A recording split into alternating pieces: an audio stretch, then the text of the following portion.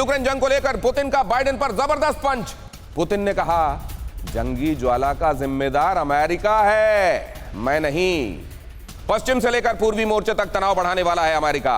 चीन ताइवान तनाव के लिए भी अमेरिका ही गुनहगार है। युद्ध के दौरान अमेरिका ने डॉलर को बनाया हथियार।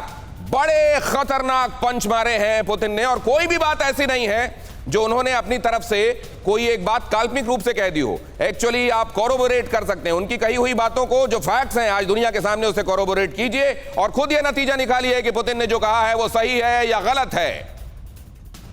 अगली खबर भी जरा देख लीजिए। ईरान के साथ सॉलिडेरिटी दिखाई है।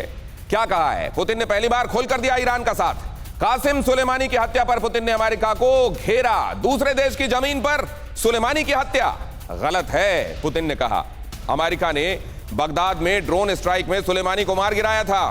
कासिम सुलेमानी ईरान का सबसे ताकतवर आर्मी कमांडर था, लेकिन आप देखिए वो कासिम सुलेमानी का जिक्र करते हैं लेकिन ओसामा बिन लादेन के बारे में नहीं कहते हैं। कुछ ये भी आपको ध्यान रखना चाहिए, ये भी देखना चाहिए कि अगर सोवरेनिटी एक बड़ा मसला है तो उन्होंने उसका नाम लिया लेकिन फिर ओसामा का नाम नहीं लिया। ये भी अपने मेहमानों से समझेंगे। ये दोनों अहम खबरें, क्या क्या कहा गया पुतिन को लेकर।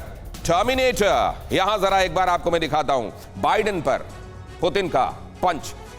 क्या कहा है बहुत जल्दी से देखिए जरा। ये असल में नेटो में आने के लिए उकसाया यूक्रेन को और जंगी ज्वाला में धकेल दिया।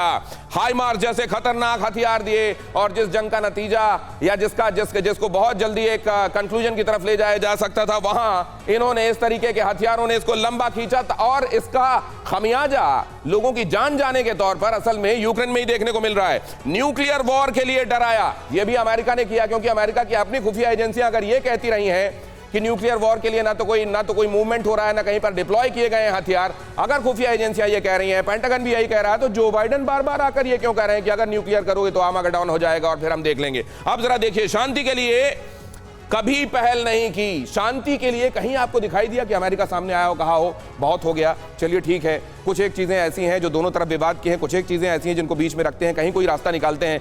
टर्की जैसा देश बीच में आकर कोशिश कर रहा था, लेकिन अमेरिका की तरफ से कोशिश दिखाई दी आपको शांति के लिए। क्या ये बातें पुतिन ने गलत कहीं? आप खुद इसको कोरोबोरेट कीजिए और इसमें से निकालिए कि पुतिन ने कौन सी बातें यूं ही कह दी और कौन सी बातें एक्चुअली उन्होंने सच्चाई बयान करने की कोशिश की है। और क्या कहा है? चीन ताइवान के बीच तनाव, ये तो यूक्रेन वाला पार्ट आपने देखा। आप चीन ताइवान के बीच में क्या कहा है उन्होंने? चीन ताइवान के बीच में अगर किसी ने तनाव बढ़ाया है तो वो अमेरिका ने बढ़ाया है। चीन ताइवान को अपना हिस्सा बताता रहा है। अमेरिकी नेताओं ने लगातार ताइवान का दौरा किया, ऐसा लगा ठेका ले लिया है और देखते हैं कि इसका क्या अंजाम होता है। अगर जंग होती है तो हो जाए, लेकिन हमारे नेता जाना नहीं छोड़ेंगे। डेलीगेशंस, नेता भेजते गए। जंग में ताइवान का साथ देने की बात कही, जंग में हम ताइवान का साथ देंगे। एक बार तो ये तक कह दिया कि हम मिलिटरीली वहां पहुंचेंगे और लड़ाई करेंगे। बाद में आना पड़ा वहां पर सफाई देने के लिए व्हाइट हाउस को फौरन की नहीं जो जो बाइडेन कह रहे हैं उनका मतलब ये नहीं था। तो जो बाइडेन जो कहते हैं उसका मतलब कुछ और होता है, वो कहते कुछ और है। क्यों करते हैं ऐसा? अब जरा देखिए ये चीन ताइवान को लेकर। अब यहां कासिम सुलेमानी को लेकर क्या कहा? ईरान में घुसकर स्ट्राइक की, सॉवरेनिटी के खिलाफ एक मुल्क के ईरान में घुसकर यह स्ट्राइक की। अमेरिकी हमले में ईरानी कमांडर सुलेमानी को मार गिराया। ईरान के खिलाफ इजराइल का साथ दिया, ये ठीक नहीं किया गया। ये कुल मिलाकर, हालांकि ये भी आप कह सकते हैं कि ये जो जिक्र उन्होंने छेड़ा ये उनके अपने केस को कमजोर करता है या मजबूत, कासिम सुलेमानी वाला। लेकिन उन्होंने कहा अमेरिका ने डॉलर को हथियार बनाया। सच्चाई क्या है? यूरोप पर डॉलर में ट्रेड करने का दबाव वाकई अमेरिका ने बनाया। हथियार बेचकर डॉलर कमाए जा रहे हैं, ये पूरी दुनिया देख रही है। मिलिट्री इंडस्ट्रियल कॉम्प्लेक्स क्या कर रहा है। और रूबल को तोड़ने के लिए रूस पर कई प्रतिबंध लगाए गए। हालांकि ये बात और है कि रूबल को बहुत अच्छे तरीके से रूस ने मैनेज किया। इनमें से कौन सी बात ऐसी है जो पुतिन ने कह दी और एक्चुअली वो सच नहीं है? अब देखिए, अमेरिका ने कोरियाई द्वीप में टेंशन बढ़ाया। साउथ कोरिया और नॉर्थ कोरिया के बीच में टेंशन बढ़ाने का काम किया कि नहीं किया? अब ये देखिए सच्चाई क्या है। साउथ कोरिया के साथ कई ड्रिल्स की, आप जानते हैं कई ड्रिल्स की, अभी भी ड्रिल चल रही है। नॉर्थ कोरिया के पास वॉरशिप तैनात किए और इससे किम जोंग उन और भड़के और मिसाइलें उन्होंने दागी। अब न्यूक्लियर टेस्ट कभी भी हो सकता है, ये बात पूरी दुनिया कर रही है। बौखलाहट में 7वां परमाणु परीक्षण करने की तैयारी में किम जोंग उन है। अब इसमें जिम्मेदार माना जाए किम जोंग उन को या जिसने माचिस लेकर आग लगाई उस अमेरिका को। और अमेरिका क्या वाकई ऐसा कर रहा है और अमेरिका को आईना दिखाने और पूरी दुनिया के सामने बेनकाब करने का काम किया है क्या? कल पुतिन ने यह समझने की कोशिश करते हैं। कौशिक साहब, मुझे लगता है पुतिन को इस तरीके से अपनी बातें और फ्रीक्वेंटली करनी चाहिए। व्हाट डू यू से सर?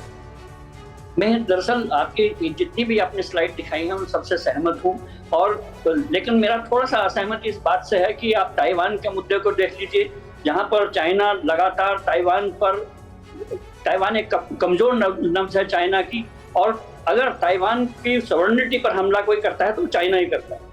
नॉर्थ कोरिया के बारे में कौन नहीं जानता कि दुनिया का सबसे बड़ा रॉक देश है और जिसको गलत ढंग से चाइना और रूस बढ़ावा देते रहे हैं।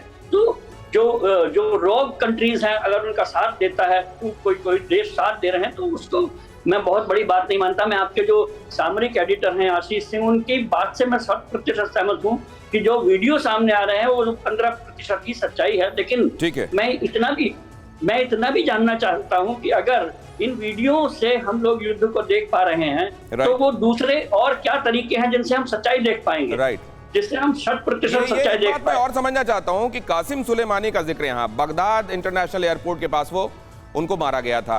कासिम सुलेमानी को लेकर उसमें सॉवरेनिटी का जिक्र करके असल में यहाँ पुतिन क्या बताना चाह रहे हैं? दीपक सर, ये भी थोड़ा क्लियर कीजिए।